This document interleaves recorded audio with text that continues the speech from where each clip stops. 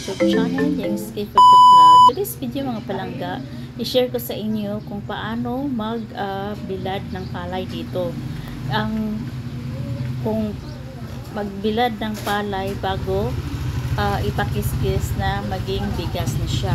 So ngayon mga palangga ay binibilad muna namin ang palay dito sa under the sun hanggang sa siya ay talagang matuyo na siya, at pagkatapos nito siguro nasa 24 hours or 1 to 2 days bago tuyo yung palay, bago siya dalhin sa rice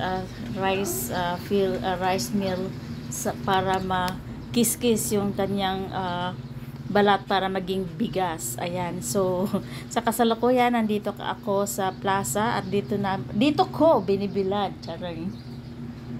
Binibilad ang aking nabili na palayan. So, dito ko binibilad. So, expected kong binibilad dito is nasa 200,000 na sako. So, supposed to be as matuyo na to para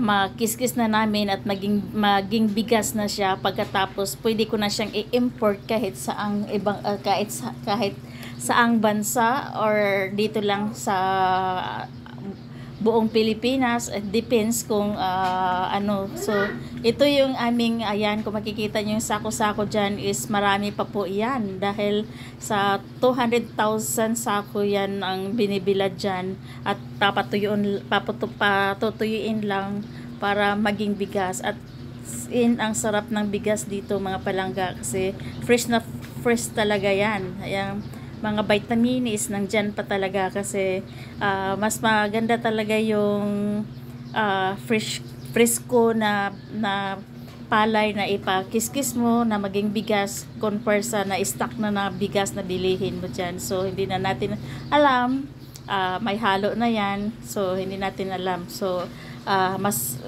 gustuhin ko na ganito. Ayan, so ang dami-dami. So stay tuned mga palangga kasi marami pa akong share sa inyo tungkol sa aming business dito sa aming palayan. Ayan, kung makikita nyo ang aming palayan. So yan, nagkaka-harvest lang, at yun nga pinapatuyo namin para maging bigas na siya para ma-import namin sa iba't ibang bansa ang bigas. So stay tuned at samahan niyo po ako dahil pagkatapos dito sa pagbibilad namin dito ay ako'y mamamalingki na naman. A few moments later.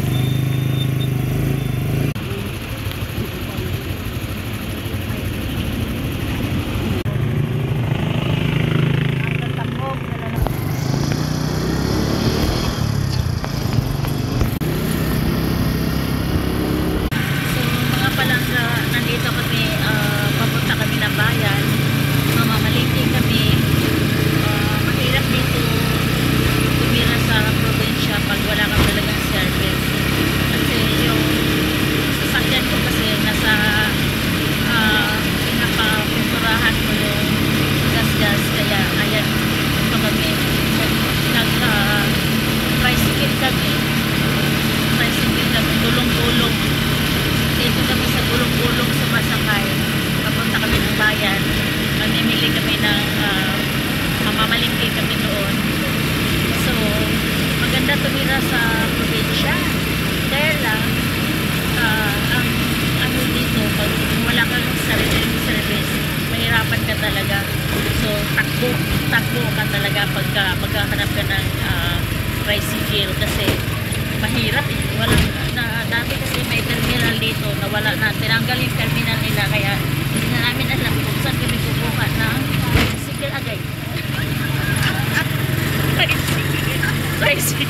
Kaya ayun, mayroon kaming nakitang tricycle kaya nakasakay na kami. So, praise the Lord. Thank you Lord kasi meron na kaming sasakyan. So, abangan nyo mga palanggang kabanata pagdating namin sa palengke. Ayan. Inarkilahan ba to? Sasakyan pa natin ito pa uwi. Ay, gano'n.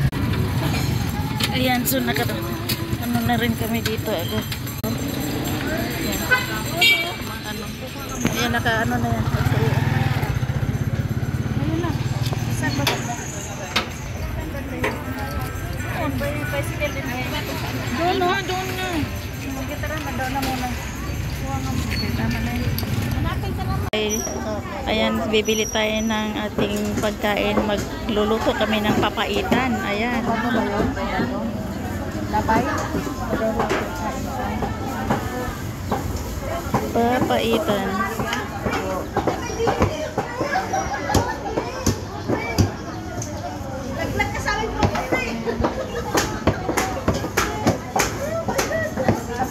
Ganyan, tawagan mo.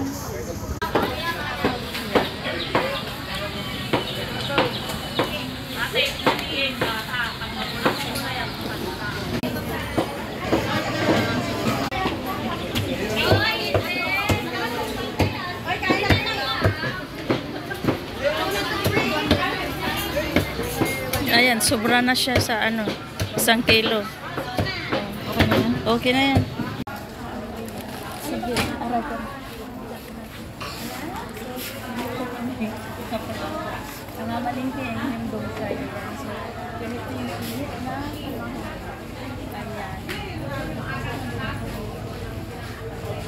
Ayan.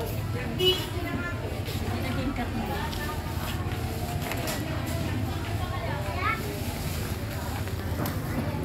Ayan.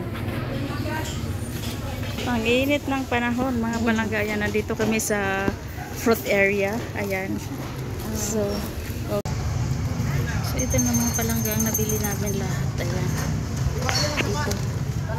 So, tricycle.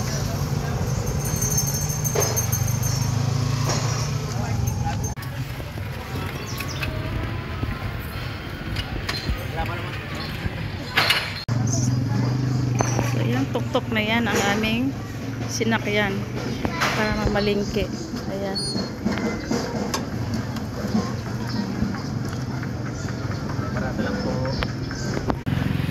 Hello kuya, sa vlog ko. Ayan.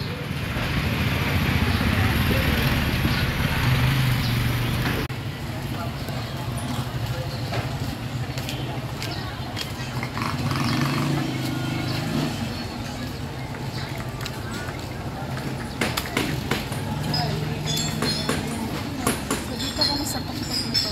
Anong tawag nito? Rizal. Pupunta kami sa Rizal at ito yung ano namin, yung kalong-kalong. Sige lagi. Okay. Ayan. A few moments later. Ayan mga palangga, pagkatapos naming namalingki, so ito naman kami, nagagayat kami ng aming pang sahog sa aming papaitan. So ayan, so ganito. Say hi naman, hello. Ayan. So ito yung aming kusinira. Masarap yan magluto. Kahit anong ipaluto mo yan, kayang-kaya niyang lulutuin. Ayan. So, ayan. Pang papaitan. Ayan. Ikot mo kayo, iikot mo.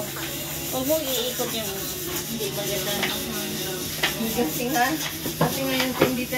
Ayan, so mayroon din luya. Ayan, mayroon din kaming sampalog. Yung sampalog. Malayo naman. So, lahat yan. Marami.